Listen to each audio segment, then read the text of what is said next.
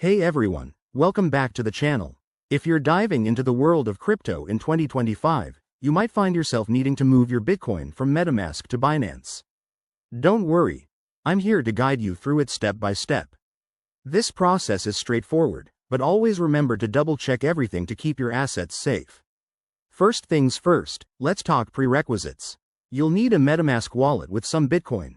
Note that this could be wrapped Bitcoin, WBTC, since MetaMask primarily works with Ethereum-based assets. Make sure you have your Binance account set up and verified, as that's where your Bitcoin is headed. Okay, let's jump in. Step 1. Open your MetaMask extension or app and ensure you're on the correct network.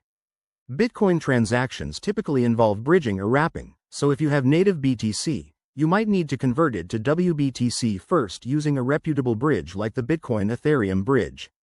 Once that's done, select your WBTC in MetaMask. Step 2. Head over to your Binance account. Go to the wallet section and find your Bitcoin deposit address. Copy that address carefully. It's a long string, so no typos allowed. Step 3. Back in MetaMask, click on Send for your WBTC. Paste the Binance address into the recipient field, enter the amount you want to transfer, and double-check the network compatibility. Remember, fees can vary, so keep an eye on gas prices if you're bridging chains. Step 4.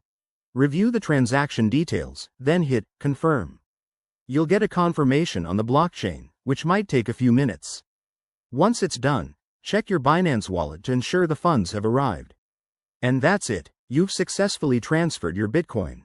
In 2025, crypto tools are more user-friendly, but always prioritize security. Use hardware wallets for large amounts and enable two-factor authentication. If you run into any issues, drop a comment below, and I'll help out. Thanks for watching, and don't forget to like, subscribe, and hit that bell for more crypto tips. See you in the next video.